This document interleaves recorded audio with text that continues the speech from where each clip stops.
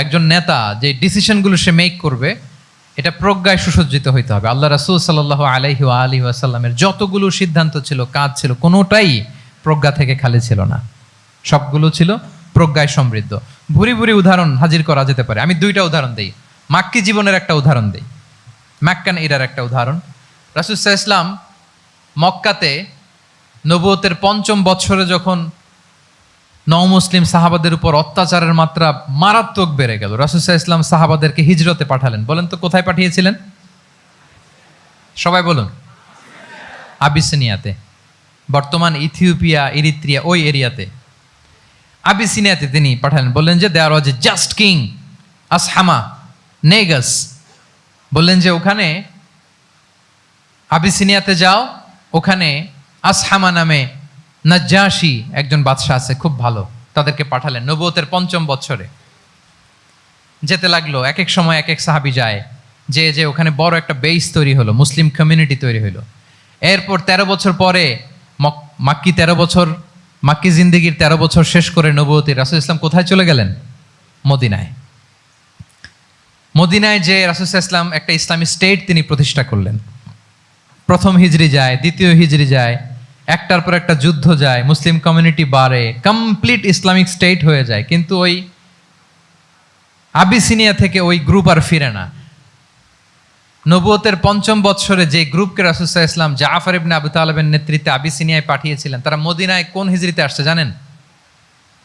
এইটা যদি কেউ উত্তর দিতে পারে তাহলে বুঝবো he is very genius in সিরাত। কত জোরে?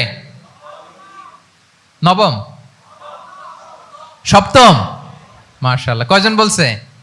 এটা জানতেন কে কে? হাত তোলেন। মাশাআল্লাহ, অনেক জিনিয়াস আছে তো এখানে।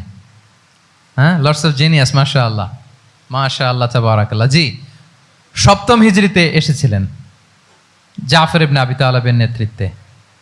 এখানে হিকমা, রাসূল সাল্লাল্লাহু আলাইহি ওয়াসাল্লামের উইজডমের ব্যাপারটা হচ্ছে, রাসূল সাল্লাল্লাহু আলাইহি ওয়াসাল্লাম আছেন মদিনাতে, একের পর এক কোরআনের আয়াত নাজিল হচ্ছে, আহকামগুলো সাহাবারা প্র্যাকটিস করতেছে, মসজিদে নববী হলো, ইসলামিক স্টেট হলো, বদরের যুদ্ধ হলো, উহুদ হলো, খন্দক হয়ে গেল, সব হয়ে যায়। কিন্তু ওনারা ফিরেন না কেন?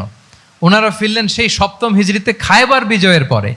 এবং যেদিন জাফর ইবনে আবি তালেব আবিসিনিয়া থেকে সবাইকে নিয়ে ফিরলেন, রাসূল ইসলাম এত খুশি হলেন, উনি বললেন বি আইয়িহিমা আনা লা আদরি বি আইয়িহিমা আনা আফরাহ বি ফাতহি খাইবার আও বি কুদুমি জাফর।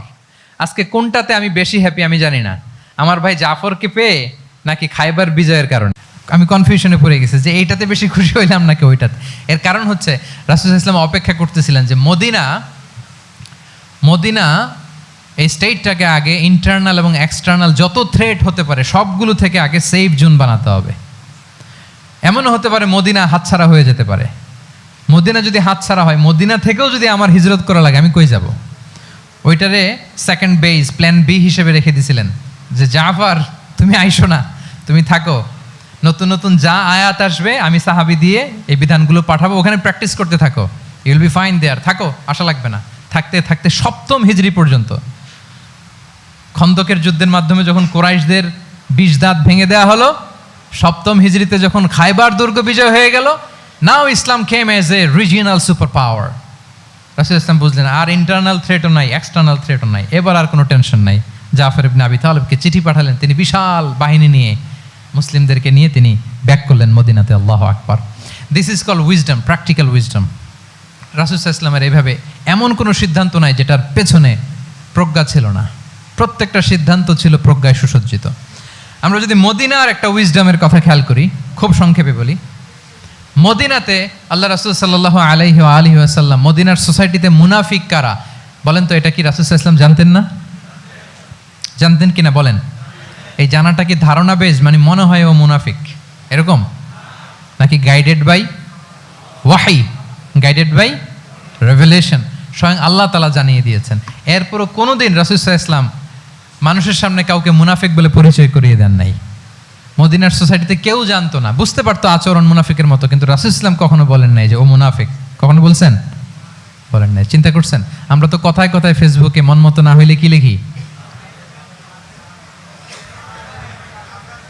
মন মতো না হলেই বেসড অন অ্যাজাম্পশন, আমার মন মতো হয় নাই ও মুনাফিক, কিন্তু ওহি দ্বারা সুনিশ্চিত হয়েও রাসূল সাল্লাল্লাহু আলাইহি ওয়াসাল্লাম কাউকে মুনাফিক বলে অ্যাড্রেস করেন নাই। আল্লাহু আকবার। কেন করেন নাই? মুসলিম সাহাবারা চটে যাবে, মুনাফিকদেরকে হত্যা করবে, তখন মুশরিকরা, কোরাইশরা, ইহুদিরা কি বলবে? যে মুহাম্মদের অনুসারীরা একে অন্যকে হত্যা করে। কারণ মুনাফিকরা তো অন্য সাহাবীদের মতো তারাও মসজিদে নববীতে এসে রাসূল সাল্লাল্লাহু আলাইহি ওয়াসাল্লামের পেছনে নামাজ পড়তো। অ্যাপারেন্টলি দেখতে তো তারাও মুমিন, দেখতে তারাও কি মুমিন। কখনো রাসূল সাল্লাল্লাহু আলাইহি ওয়াসাল্লাম বলেন না। তবে হুযায়ফা ইবনুল ইয়ামান রাদিয়াল্লাহু তাআলা আনহু নামে একজন সাহাবী, উনি মদিনার গোয়েন্দা বিভাগের প্রধান ছিলেন রাসূল সাল্লাল্লাহু আলাইহি ওয়াসাল্লামের। উনাকে বলে গিয়েছিলেন কারা কারা মুনাফিক, নামের লিস্টটা অ্যাজ এ রেফারেন্স শুধু উনাকে বলেছিলেন, আর কাউকে বলেন নাই। এজন্য ওমরে ফারুক রাদিয়াল্লাহু তাআলা আনহু যখন মদিনার খলিফা, তখন তিনি কেউ মারা গেলে ওনাকে যখন জানাজার ইমামতির জন্য বলা হতো, উনি দেখতেন যে ওই জানাজায় হুযায়ফা গিয়েছে কিনা।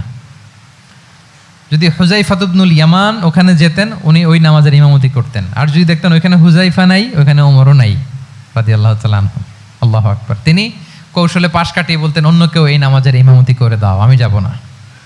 আল্লাহু আকবার। তাহলে রাসূল সাল্লাল্লাহু আলাইহি ওয়াসাল্লামের উইজডম দেখেন, তিনি কমিউনিটির মধ্যে ইউনিটি ধরে রাখার জন্য কখনো মুনাফিকদের নাম বাই নেম তাদেরকে চিনতেন, কখনো ডিসক্লোজ করেন নাই। আল্লাহু আকবার। This is called wisdom.